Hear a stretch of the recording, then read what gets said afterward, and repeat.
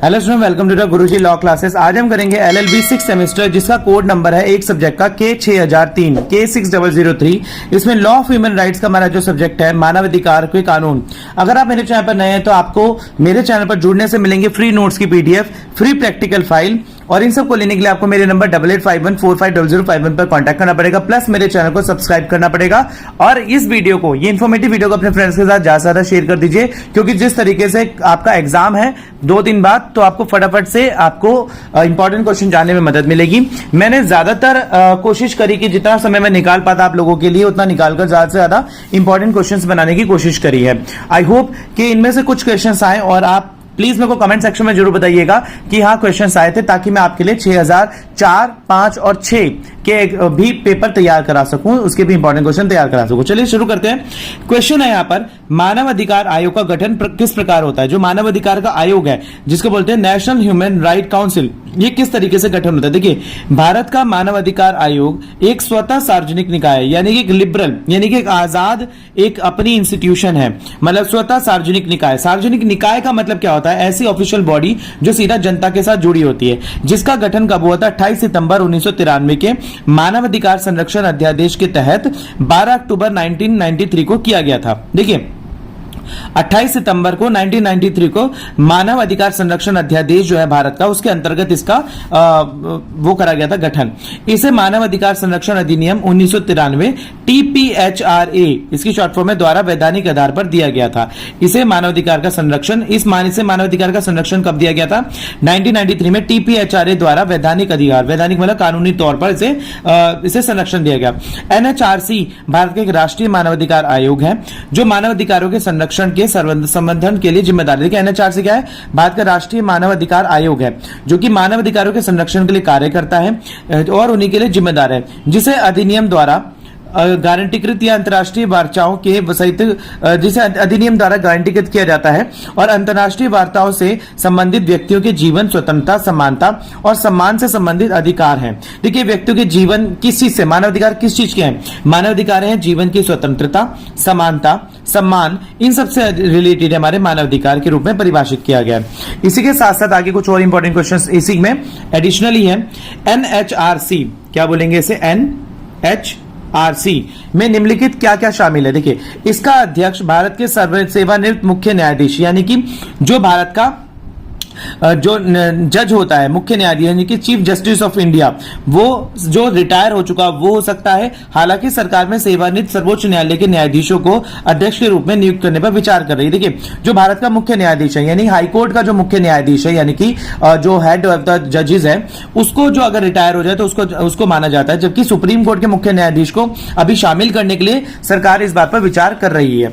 इसके बाद एक सदस्य जो भारत के उच्चतम न्यायालय का न्यायाधीश रह चुका हो, यानी कि वो या तो भारत के उच्चतम न्यायालय का न्यायाधीश रह चुका हो। अगला, एक सदस्य जो किसी उच्च न्यायालय का मुख्य न्यायाधीश रहा हो, यानी कि या तो देखिए, एक सदस्य जो भारत के उच्चतम न्यायालय का, यानी कि सर्वोच्च, यानी कि सुप्रीम कोर्ट का या तो जज रह चुका हो, या किसी हाई कोर्ट का जज रह चुका हो। इसके अलावा 2 सदस्यों की नियुक्ति ऐसे व्यक्तियों से की जाती है जो बाकी के 2 सदस्य, उनकी नियुक्ति ऐसे व्यक्तियों से की जाएगी जिन्हें मानव अधिकारों से संबंधित मामलों का ज्ञान, व्यवहारिक अनुभव, यानी कि जिन्हें मानव अधिकारों से रिलेटेड कोई संबंधित ज्ञान हो, कोई अनुभव हो, कोई एक्सपीरियंस हो। इसके अतिरिक्त 4 राष्ट्रीय आयोग और है इसके अंदर, जो कि अनुसूचित जाति, अनुसूचित जनजाति, महिला और अल्पसंख्यक। ये क्या गया? फर्स्ट, अनुसूचित जाति यानी कि SC, अनुसूचित जनजाति यानी कि ST, और महिला यानी कि विमेन, और OBC अल्पसंख्यक, ये भी इसके अध्यक्ष पद, इनके सदस्य के रूप में कार्य कर सकते हैं। तो स्टूडेंट, ये छोटा सा क्वेश्चन था जो कि 10 मार्क और 4 मार्क्स में आ जाता है कि मानव अधिकार आयोग से आप क्या समझते हैं, और बहुत इंपॉर्टेंट है।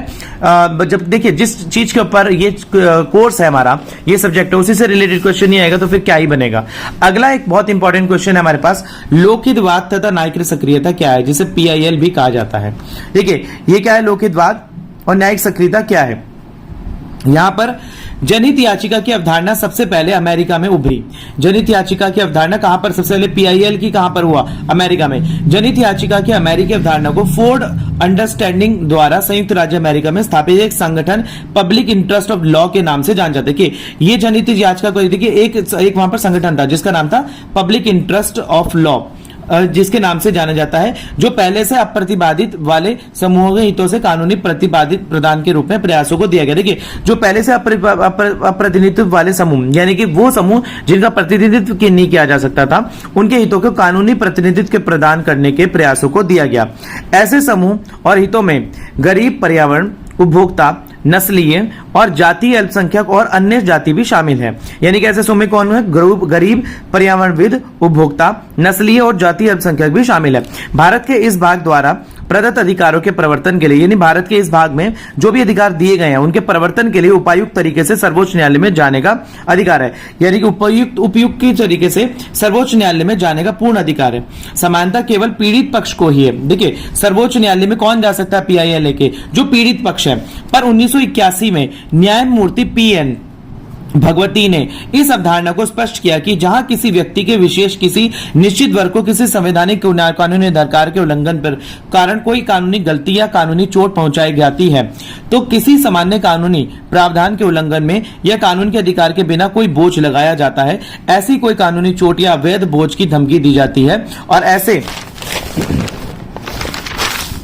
ऐसे व्यक्तियों का एक वर्ग गरीबी, लाचारी, विकलांगता और आर्थिक रूप से वंचित स्थिति के कारण राहत प्राप्त करने में असमर्थ रहता है। तो इसके लिए कोई भी जनता का सदस्य, देखिए, अगर कोई गरीब व्यक्ति या कोई लाचार व्यक्ति अपना केस खुद लड़ने में असमर्थ है, तो इसके लिए उसके साथ में मतलब उसकी ऑन बिहाफ पर उसकी तरफ से कोई भी व्यक्ति, जनता का सदस्य, अनुच्छेद 226, this is very important article, अनुच्छेद 226 के तहत उच्च न्यायालय में एक केस दायर कर सकता है उसकी तरफ से। ऐसे व्यक्ति निर्धारित व्यक्ति के मौलिक अधिकारों के किसी उल्लंघन के लिए अनुच्छेद 32 के तहत इस न्यायालय में ऐसे व्यक्ति का निर्धारित वर्ग को हुई गलती या कानूनी चोट के लिए न्यायिक निवारण की मांग कर सकता है। देखिए, कोई भी गलती या कानूनी चोट की तरफ से वो उसके लिए मांग कर सकता है। लोकस स्टैंडर्ड के नियमों में ढील दी गई और एक व्यक्ति जो सद्भावपूर्व एक जनहित याचिका की कार्रवाई में प्राप्त रुचि रखता है, उसके पास अपेक्षित स्टैंडर्ड होगी। वह व्यक्तिगत लाभ या निजी लाभ या राजनीतिक असहमति के लिए मौलिक अधिकारों के किसी भी उल्लंघन और वैधानिक प्रावधानों को वास्तविक उल्लंघन के मिटाने के लिए अदालतों का दरवाजा खटका सकता है। देखिए, यहां पर क्या है कि अगर कोई व्यक्ति अपने अधिकारों की मांग करने के लिए पूर्ण रूप से सक्षम नहीं है, कैपेबल नहीं है, तो वो उसकी तरफ से कोई ऐसा व्यक्ति जो उसकी तरफ से केस लड़ सकता है, उसकी तरफ से उसके अधिकारों की मांग कर सकता है। एक एग्जांपल देता हूं मैं आपको। सपोज करिए कि अगर आपके मोहल्ले के आसपास, कोई दूसरे मोहल्ले के आसपास एक ऐसा पार्क है जहां पर बहुत ज्यादा गंदगी है, तो आप उस गंदगी की मांग के लिए एक PIL लगा सकते हैं कि जनहित याचिका है, क्योंकि अब कोर्ट आपसे कहेगा कि भाई आपका तो दूसरा मोहल्ला है, आपको वहां पर क्या परेशानी है, आप क्यों देना चाहते हैं PIL, तो आप ये कहेंगे कि मैं जनहित याचिका में लगा सकता हूं, क्योंकि वहां के लोग इतने सक्षम नहीं है कि अपने अधिकारों की मांग के लिए लड़ाई कर सके। तो उनकी तरफ से मैं PIL लगा रहा हूं, कृपया ये जो अधिकारों का हनन हो रहा है इसके खिलाफ कार्रवाई की जाए और सही तरीके से जनहित में बात में फैसला सुनाया जाए। तो स्टूडेंट्स, ये कुछ इंपॉर्टेंट क्वेश्चंस थे जो मेरे रह गए थे। आशा करता हूं आपने मेरे चैनल को अब तक सब्सक्राइब कर लिया होगा और अपने फ्रेंड्स के साथ शेयर कर दीजिए। इसी के साथ ही मिलते हैं अगली वीडियो में। 6004 की भी वीडियोस में साथ साथ ही डाल दूंगा, आप प्लीज उसे देखिएगा, 6004 और 5 की वीडियो। और अगर आप मेरे को प्लीज बताइएगा जरूर कि आपको वीडियो कैसी लगी। मिलते हैं अगली वीडियो में, तब तक के लिए धन्यवाद।